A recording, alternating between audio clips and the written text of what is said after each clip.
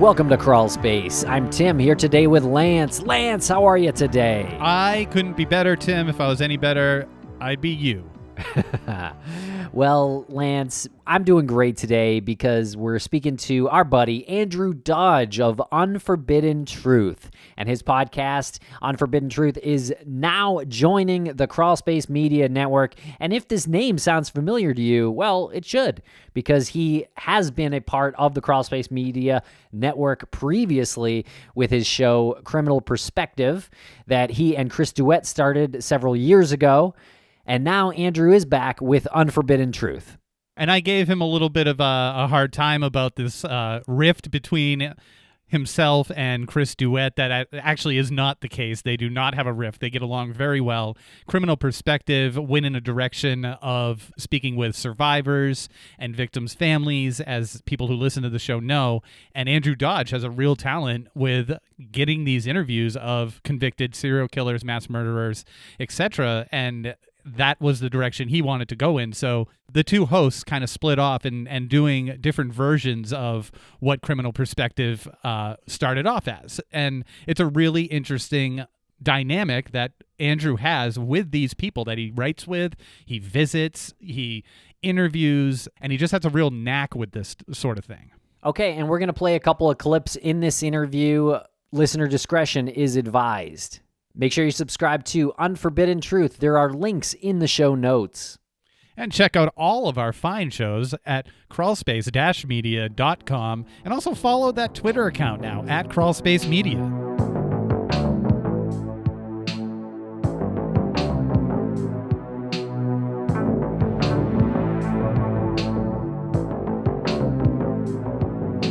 Welcome to the Crawlspace Podcast. Andrew Dodge of Unforbidden Truth. What is going on? Oh man, not a whole lot. Just trying to stay busy and keep shit rolling. Well, no, you're totally being disingenuous there when you say not a whole lot. You have been doing quite a lot, including branching off and having your own show, the great Unforbidden Truth. And you've been busy producing these episodes and coming up with some really great interviews. And I want to talk all about that. And I know people want to hear about these interviews, but I want to get the proverbial elephant addressed, which is the intense rivalry and just sheer I don't want to go so far as to say loathing you have between Chris Duet and yourself, but I feel like we got to talk about this rivalry that's happening now. A rivalry? I'm totally kidding. I think what's the so you used to be a part of Criminal Perspective, and now you're doing your own thing. Is there a rivalry? Is it like a Yankees Red Sox thing now? Yeah, just dish. Spill the tea. Dish. No, there's no rivalry. Chris and I are still on good terms. I guess long story short, the reason I went my own way is I wanted to basically branch off and do my own thing, and I wanted to incorporate new things with the show that I guess we could say was creative differences. But as far as I know, Chris and I are still on good terms. We speak every once in a while. There's no rivalry, no beef, anything like that of the sort that I'm not aware of, at least. I was totally kidding. He actually speaks very highly of you. He supports what you're doing wholeheartedly and wishes nothing but the best for you. And it'll be great to see the two of you if we ever get you on like a Get Vocal or something. That'd be fun. But it's good to hear on your end that you had a certain direction that you wanted to go in, and he had his direction, and for the best of both shows, you amicably decided to go your own ways. Yeah, you guys are buds. That's the important takeaway. And can you tell us a little bit about your podcast that is now on the Crawlspace Media Podcast Network that is called Unforbidden Truth? Yeah, so Unforbidden Truth is somewhat similar to Criminal Perspective, except I tend to focus more on the criminals more than professionals, so on and so forth. I do have professionals on every once in a while, but my main, I guess you could say, thing that I've done over the years, going on 11 years now, is criminals, murderers to be specific. I believe I have close to 30 interviews up right now. I actually just released part 1 of a 4-part interview yesterday with South Carolina serial killer Todd Kohlhepp, double child murderer Charlene Dorsey, Michael Hughes, he's a serial killer on San Quentin's death row, William Dennis, he dressed up in a werewolf mask and went and killed his pregnant ex-wife, slashed her stomach with, I believe it was like I'm blanking on what it was, but he basically popped. Okay. Yeah, okay. So Well, let me ask you before you go on. Where does this desire come from in you to speak with these people? the desire, I guess it goes back to ever since I was little. I was always interested in, horror to be starting my path out.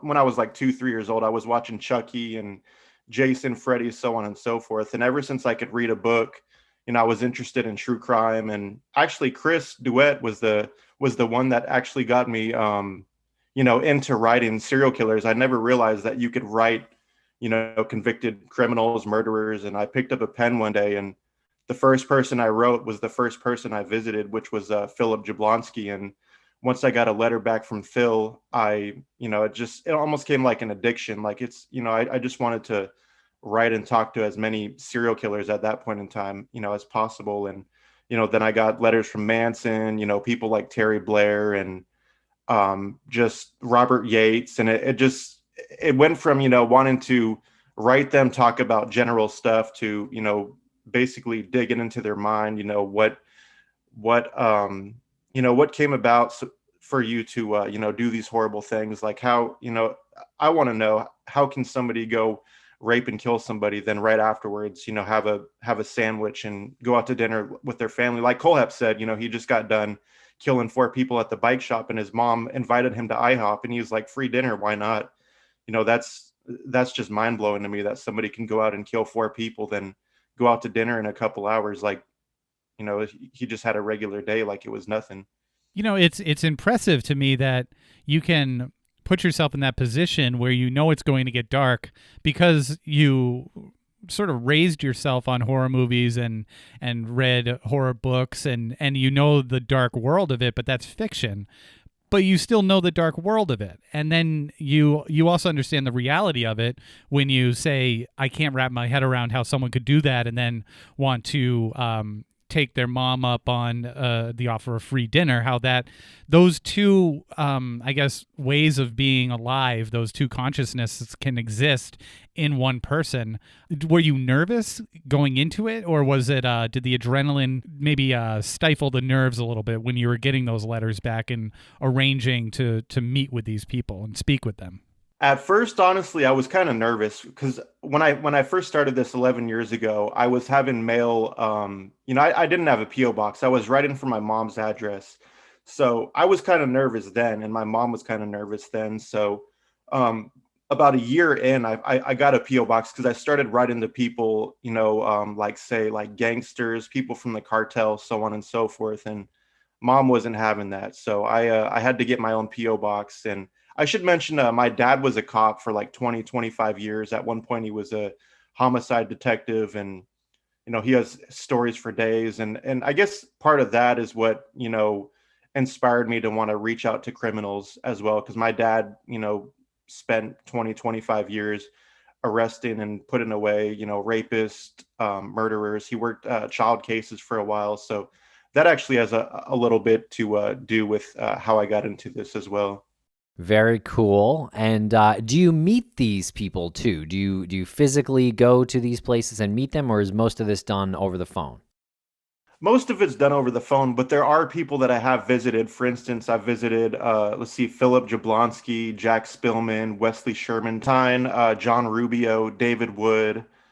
I'm supposed to visit the Hillside Strangler once COVID is done, Kenneth Bianchi. Trying to think. Amanda Taylor, I guess I video visited a few times. I'm blanking on who else I guess David Conley. He's a mass murderer on trial in Texas. I think he's still on trial. He's been in jail for close to 10 years, killed 6 kids, 2 adults. And I'm trying to think of who else. I guess Aaron Yarba, before he was convicted, the Seattle Pacific University shooter. And I plan on visiting, a few more people once COVID is done. Richard Allen Davis and Michael Hughes and a few other guys on the row in San Quentin, as well as Bruce Davis of the Manson family.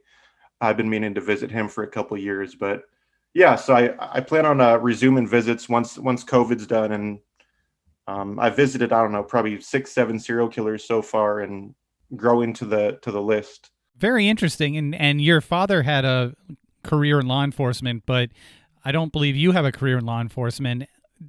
How do you arrange these meetings? And you have to clear it with the wardens, or how does that work when you're arranging them? So believe it or not, it's as simple as, hey, call me at this time, hit record on Audacity, and then we're good to go. I've never really run into any problems with wardens or any institutions for that matter.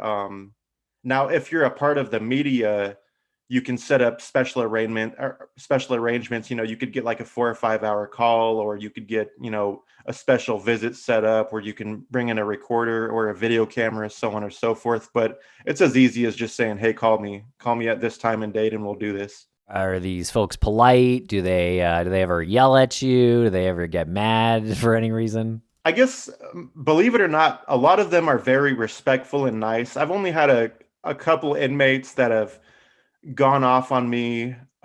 Usually it's the ones that aren't really, mentally stable. I know how to deal with those people as well. I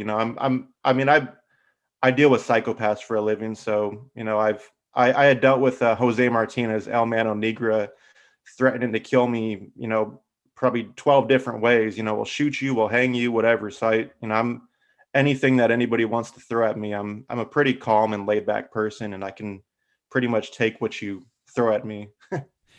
I guess you have to be a pretty calm and laid back person when you've put yourself in these situations.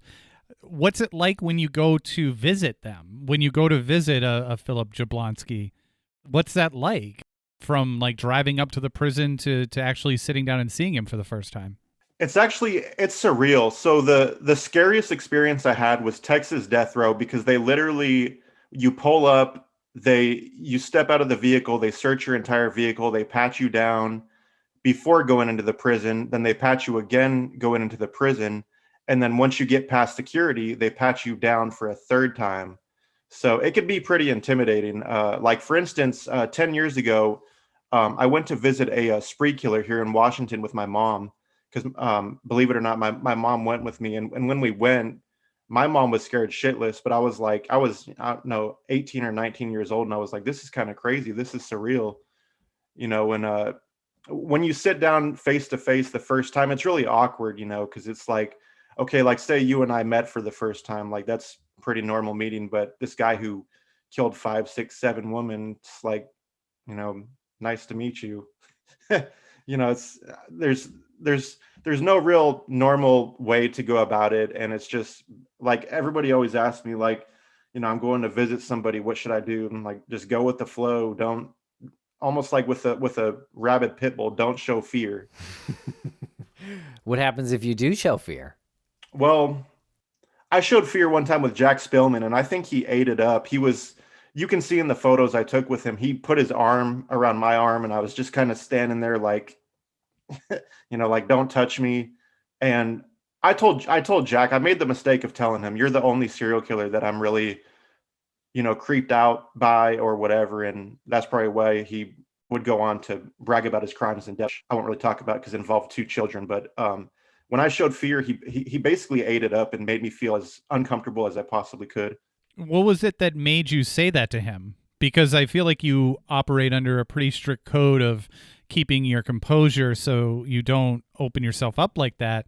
What was it that he did, and what was it that you responded with that made that happen?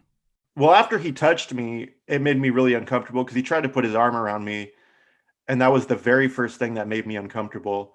And the second thing, he was talking about his crimes. If you're familiar with that case, it's, the crime scene photos are out there. It's a terrible, terrible case. I won't say what he told me, but he basically told me that the reason he did what he did at his crime scene was to basically shock investigators and get a sick kick out of knowing that these guys were going there to be traumatized for the rest of their life. And everything that he said was just shocking, from claims of like bestiality to being in a relationship, a consensual relationship with like a 9 or 10-year-old girl. Just everything under the sun he could say to that I'm assuming he knew would get under my skin, but that's like a really rare case, as Spillman, because I haven't had anybody else ever that I've been, afraid of or intimidated by, even the guys that are so much taller than me.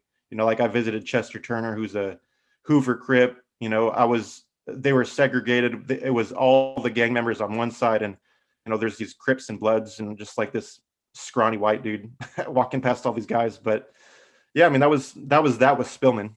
Now, I wonder if you've ever been asked this question, because we keep asking you about the creepiest thing and the most intimidating. And I'm now curious, who's the nicest one? Who's the one that you went into and you were like, oh, damn, that's a good dude? Honestly, I'd say John Rubio. And when I went there, I was expecting, okay, this is going to be some like hardcore killer. And then as soon as we got there, he brought his comic books to visitation. And the whole time he was showing me his comic books and giggling and just like almost like a little kid, and he was so respectful, so nice. And that just really caught me off guard. This guy that killed his 3 kids, and he explained to me, he thought they were possessed and everything. Yeah, he still believes that was the case. And but he was the nicest inmate, that I've ever come across. And it just kind of blew my mind, honestly. The crimes were committed March 11th, 2003, and he was arrested that same day, and he's on death row in Texas right now. You sort of mentioned earlier that there seemed to be a difference between talking with serial killers and other kinds of killers. Can you unpack that a little bit? The serial killers that admit guilt, they're all about, wanting to get off on it, so on and so forth. And that's typical for serial killers. But somebody like Dande Muniz Mascara, I don't know how you say his name, but he was Pablo Escobar's right-hand man. Like the more like gangsters and cartels, so on and so forth, they're more, believe it or not, like remorseful, and they're the more respectful ones. They'll never ask me for money, quote unquote, stand-up criminals, if you would. And they never want to speak about their crimes. What I did was terrible. One guy was telling me,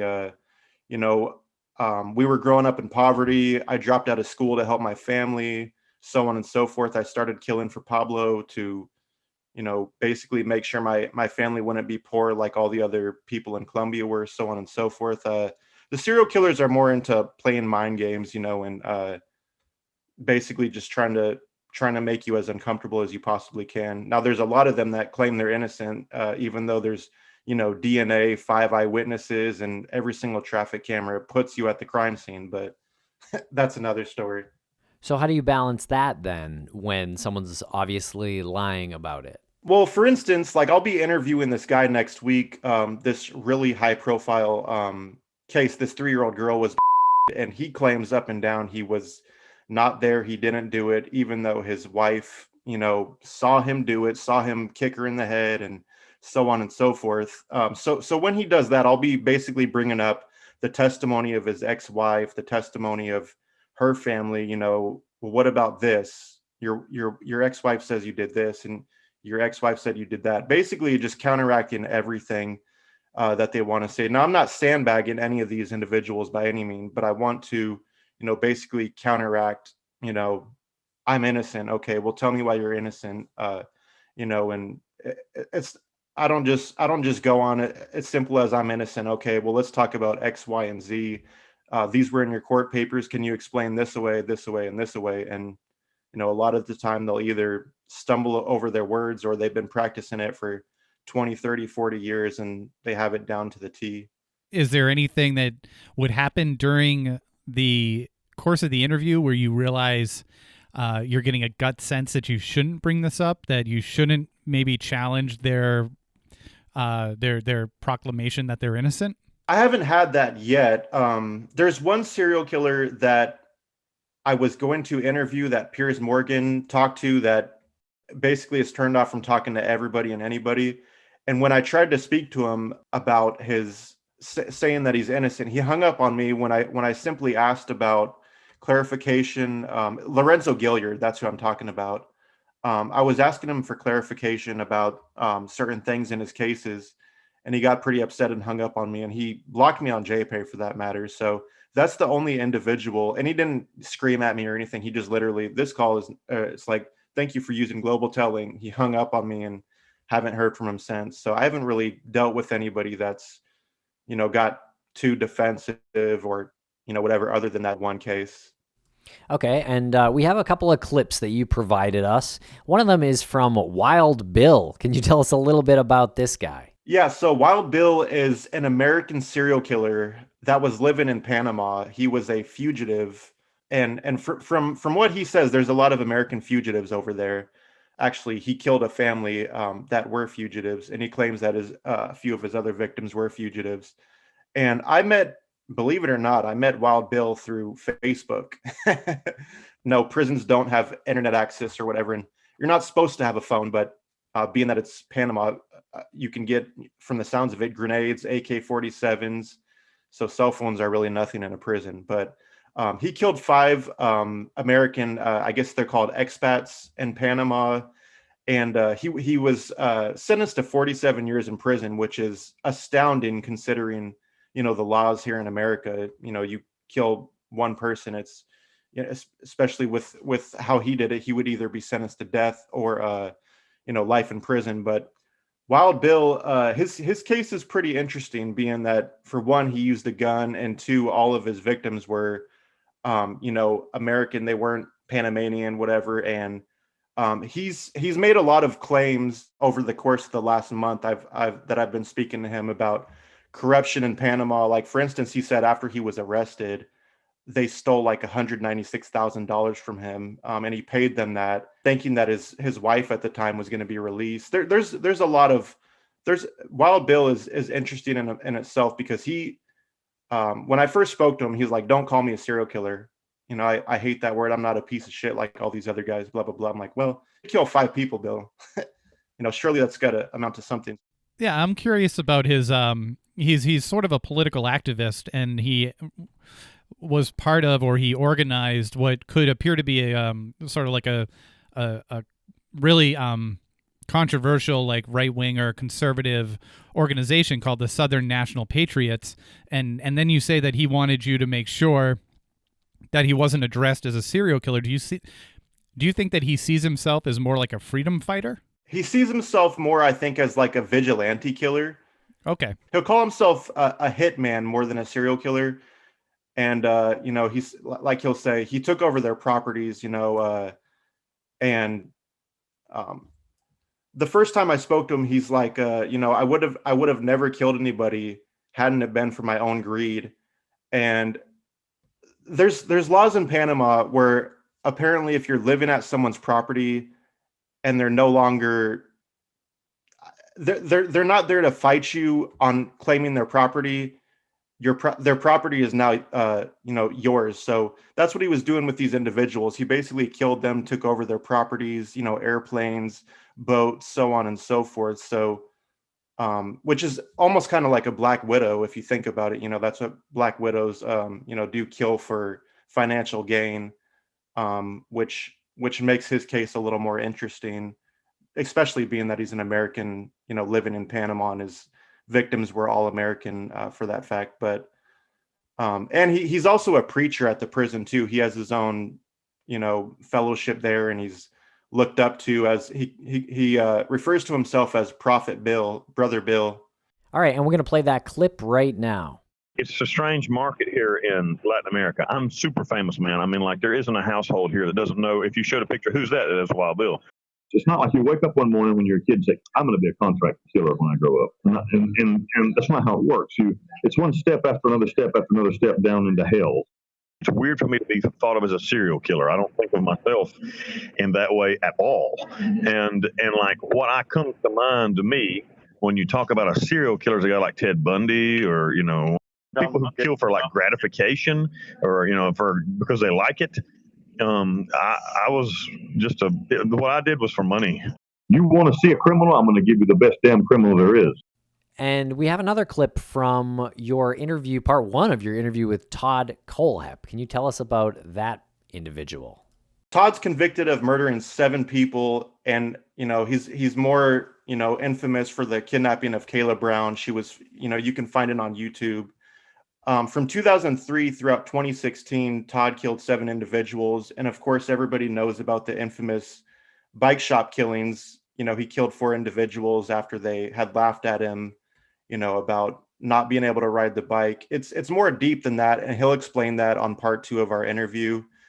But Todd is one of the more, I hate to say it, but he's quote unquote more a normal serial killer than anybody I've ever spoke to. During the second part of our interview, I had asked him, can we talk about the murders in chronological order, starting with your first confirmed murders? And then he says, would you like to talk about the first confirmed murders, or would you like to talk about the first murders? And that kind of caught me off guard. And I said something like, if you're comfortable, we can talk about the first murders, because it totally caught me off guard, and nothing really shocks me, and I was aware that he has made claims in the past about killing 2 individuals, and the cops never really took him serious, or I guess he claims that they did take him serious, but they didn't listen to him, and they basically ended the search early.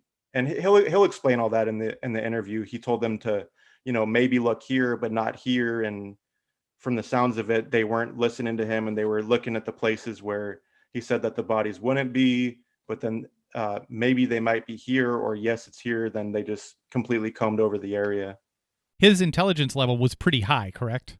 Oh yeah, I'd say so. Compared to a lot of serial killers, I'd say he's very intelligent. I mean, making $500,000 a year, you got to be pretty bright to do that. Yeah.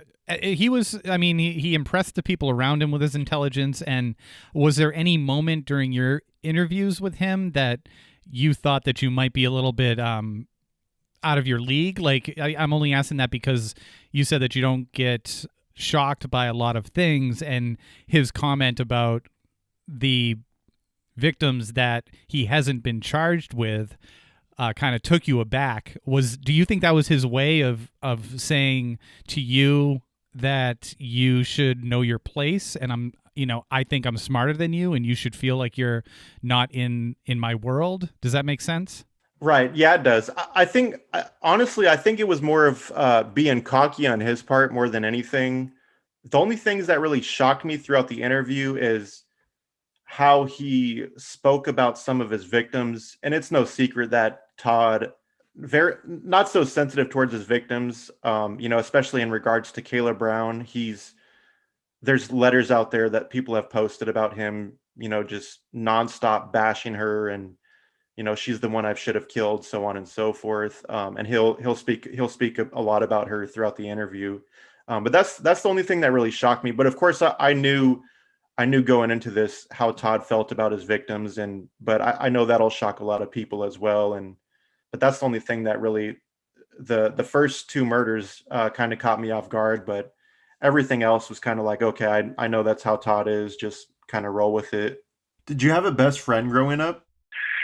I had one friend that I thought he was a close friend, and then he ended up shooting my dog with a BB gun, and then I got blamed for shooting the dog with a BB gun.